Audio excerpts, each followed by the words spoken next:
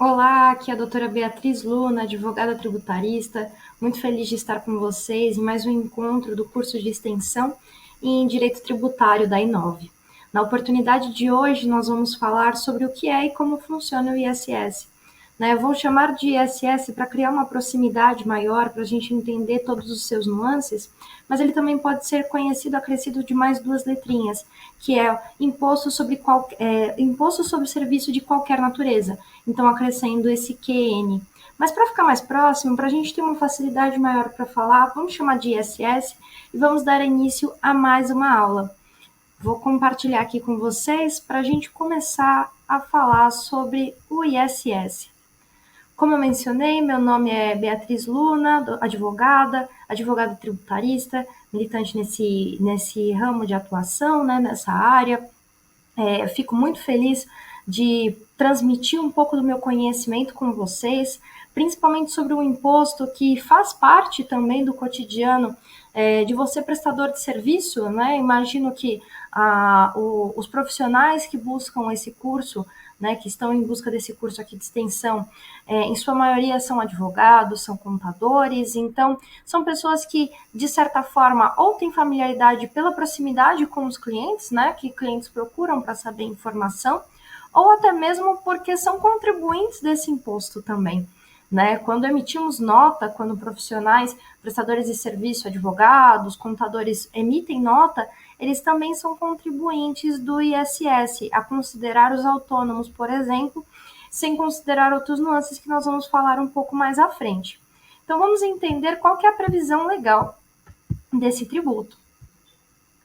Bom, a aula de hoje ela é bem fundamentada na Lei Complementar 116 de 2003 e na Constituição Federal, que é o nosso ordenamento jurídico maior, que sempre cria um panorama geral e dá competência para outros aspas, órgãos, para que eles possam tomar a frente sobre determinado imposto, que é o caso da Constituição Federal no artigo 156, inciso 3, porque a Constituição Federal ela outorgou ao município a competência do ISS.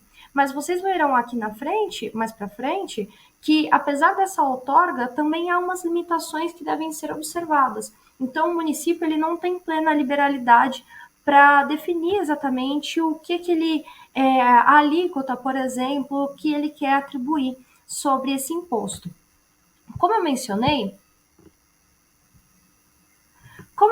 com vocês, o contribuinte pode ser tanto um cliente seu, e por isso você está aqui nesse curso de extensão para entender melhor como atender esse cliente, ou até mesmo você mesmo profissional que presta serviço.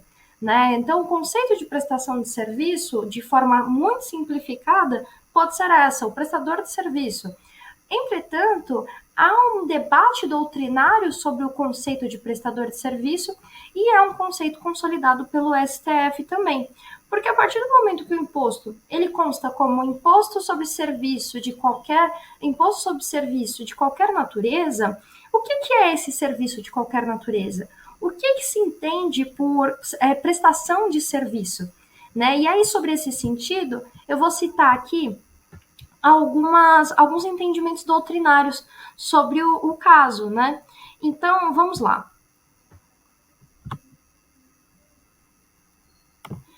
Como eu mencionei, existe uma grande discussão doutrinária sobre esse conceito. Então, com base nisso, eu vou citar alguns conceitos de grandes juristas, de grandes tributaristas, que debatem, que tratam sobre o conceito de ISS. Aires de Barreto conceitua da seguinte forma: a prestação de esforços humanos a terceiros, atividade fim, com conteúdo econômico em caráter negocial, sob regime de direitos privados, tendente à obtenção de um bem material ou imaterial. Já Paulo de Barros Carvalho diz que prestação de serviço é atividade irreflexiva, reivindicando em sua composição um caráter bilateral. É imprescindível que o contrato bilateral tenha conteúdo econômico, fixando-se um preço em contraprestação à utilidade material fornecida pelo prestador. a mais desse fator. É forçoso que a atividade realizada pelo prestador apresente-se sob forma de obrigação de fazer. E aí, sobre essa questão da obrigação de fazer ou não fazer, aí nós temos aqui também mais conceitos também legislativos acerca do tema. O artigo 150, inciso 4, alineado à Constituição, ela fala que a relação contratual bilateral, conteúdo econômico, obrigação de fazer e fazer algo até então inexistente. Desse modo, não se inclui no conceito de prestação de serviço o serviço público, tendo em vista ele ser abrangido pela imunidade. O trabalho realizado por si próprio, despido que é de conteúdo econômico, e o trabalho efetuado em relação de subordinação, abrangido pelo vínculo empregatício. Então, essa menção aqui desse artigo, ele tenta falar sobre a questão da obrigação de fazer, dando um parênteses de que não são todas as obrigações de fazer que abarcam o ISS. Aprofundando um pouco mais sobre a questão dos conceitos, né, temos aqui Maria Helena Diniz, que diz: a obrigação de fazer é o que veicula o devedor à prestação de um serviço como ato positivo, material ou imaterial, seu ou de terceiro, em benefício de credor ou de terceira pessoa. Diante todos esses conceitos, foi necessário ainda criar uma conclusão sobre isso. Né? Mas aí nós temos ainda, antes de chegar na conclusão sobre o conceito de contribuinte, informações anexas à lei complementar e também ao STF. Então, vamos lá. Portanto, temos que somente poderão ser tributados pelo ISS os serviços aqui atendidos como obrigação de fazer, ou seja, serviços que se realize a distinção de atividade meio e atividade fim, constantes na lista anexa à lei complementar. Quando a gente chegar na parte de onde estão esses contribuintes, eu vou tentar compartilhar a tela, mas se não for possível, eu peço que vocês verifiquem depois. Quando a gente fala da lei complementar, né, que foi mencionada no primeiro slide, ela faz uma lista sobre quais são os prestadores de serviço que são sujeitos da tributação do ISS. Né? Então, ele fala também sobre a obrigação de fazer, mais uma vez, e fixa essa questão da lei complementar, que tem um anexo abaixo. Bom, mas aí, com base nesse conceito, o serviço de locação de automóveis, que é um debate dentro do STF, é uma obrigação de dar e não de fazer. Portanto, é um serviço que não incide ISS conforme súmula 31 do STF. Então, por isso que é importante definir exatamente o que é a figura do contribuinte, porque existem essas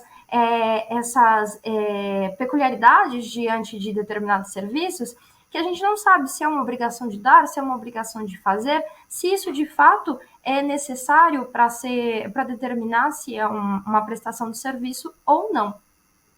A conclusão que o STF chegou diante de todos esses debates é que prestação de serviço é o oferecimento de uma utilidade para outrem, a partir de um conjunto de atividades materiais ou imateriais prestadas com habitualidade e intuito de lucro, podendo estar conjugado ou não com a entrega de bens ao tomador. Nesse sentido, o ISS incide sobre atividades que representem tanto obrigações de fazer quanto obrigações mistas. Veja, não é necessário essa questão de fazer ou não fazer pela perspectiva do STF, que também inclui uma obrigação de dar.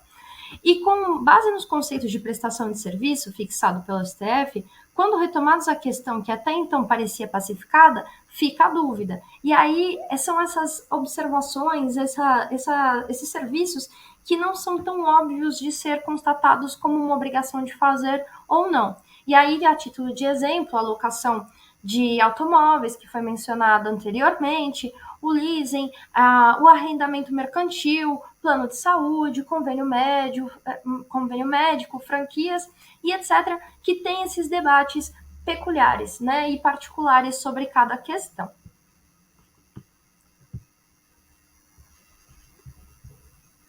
Aí, continuando aqui, vamos falar sobre local do serviço.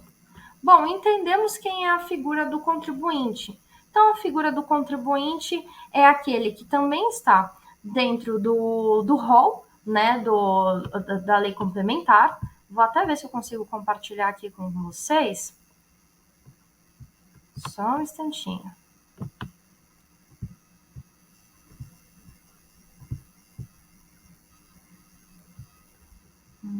Acho que não. Mas eu peço convido os senhores a irem até o final da lei complementar, porque aí ali tem um rol de prestação de serviço, né? Estipula exatamente quais são os serviços dispostos, salvo essas exceções e conceitos que foi debatido a princípio.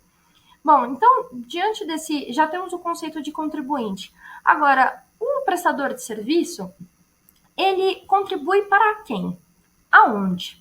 Afinal de contas, o ISS é um tributo que é organizado, digamos assim, pelo município. Né? Então, cada município vai ter as suas próprias peculiaridades sobre a tributação, né? Sobre a incidência do ISS. Então, vou falar mais para frente sobre a questão da alíquota, por exemplo, que diverge a depender do município. Mas também a gente fica sem entender. Por exemplo, a cidade de São Paulo. A cidade de São Paulo, ela é rodeada por várias cidades que são cidades muito próximas, né, que se assemelham até mesmo a bairros de São Paulo, ou então tem muito fácil acesso, né, etc.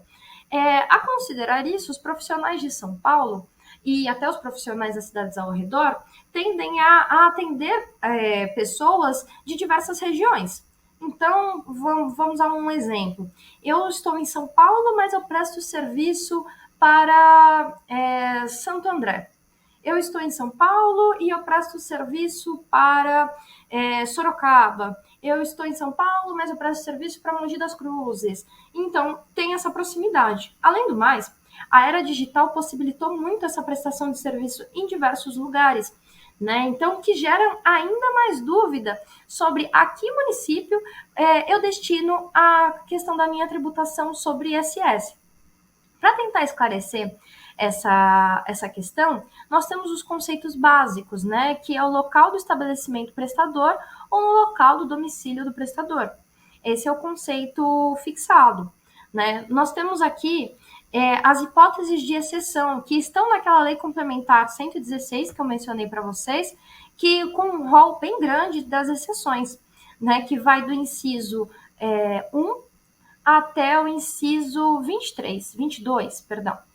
Né? Então, que tem lá as manifestações sobre as exceções sobre esse conceito já pacificado do local do estabelecimento prestador ou no local do domicílio do prestador. Tá bem?